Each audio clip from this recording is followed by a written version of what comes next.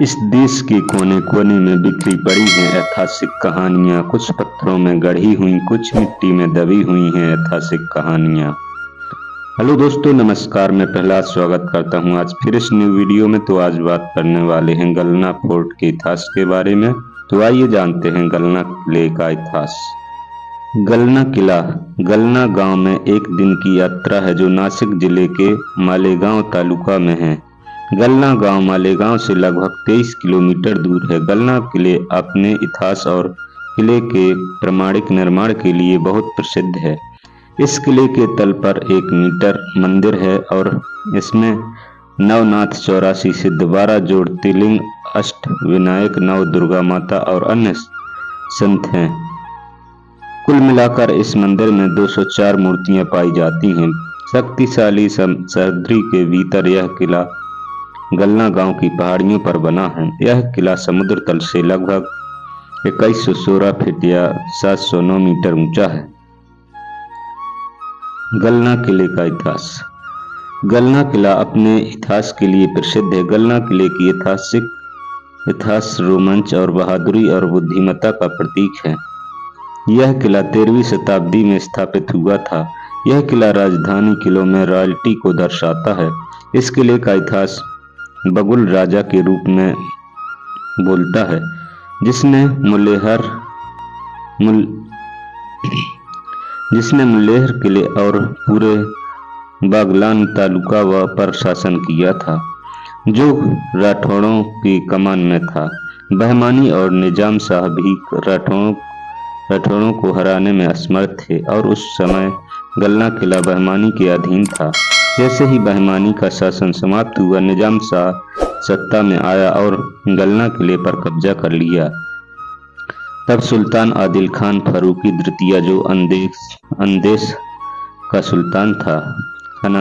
सुल्तान था, जैसे ही उसे पता चला कि निजाम शाह अब गलना किले की सत्ता में है, 1510 में शुरू हुआ युद्ध 1526 में खत्म हुआ और निजाम शाह अभी भी गलना किले पर कब्जा किए हुए थे। फिर 1555 में सुल्तान हुसैन ने निजाम शाह के खिलाफ युद्ध की घोषणा की और युद्ध जीत लिया। उस समय मुगलों ने खानादेश किला जीत लिया और निजाम शाह के पूरे साम्राज्य को नष्ट करने का फैसला किया।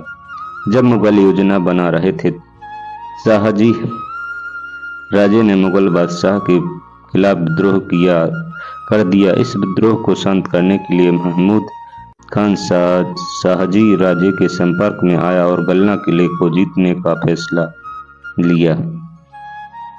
इस बीच मुगल सूबेदारों में से एक खान जमाल को शाहजी राजे और महमूद खान के बीच समझौते के बारे में पता चला और कुछ ही समय मुगल सूबेदार खान जमाल ने किलेदार में मीर कासिम को एक पत्र लिखकर सूचित किया कि महमूद खान हमारे ध्यान में लाया जाए और शाहजी राजे को गलना किले पर विजय प्राप्त करने से रोका जाए। इसलिए जब शाहजी राजे गलना किले पर कब्जा करने गए, महमूद खान उन्हें रोकना पड़ा और अपनी सेना को वापस भेजना पड़ा। 7 अक्टूबर 1632 वह दिन था जब जफर बिन बलूच ने गलना किले के लिए नया किलेदार नियुक्त किया। 1676 से 1752 तक कई किलेदारों ने गलना किले की रक्षा की, जिनमें से कुछ लश्करी वेद मोहम्मद वारिस, अब्दुल कासिम, दिलेर हिम्मत और कई और थे। 1752 में मराठाओं ने मुगलों के साथ युद्ध किया और कई किलों पर विजय प्राप्त की, जिनमें से एक था गलना का किला। उस समय पेशवा मल्हारराव होलकर गलना के किलेदार थे।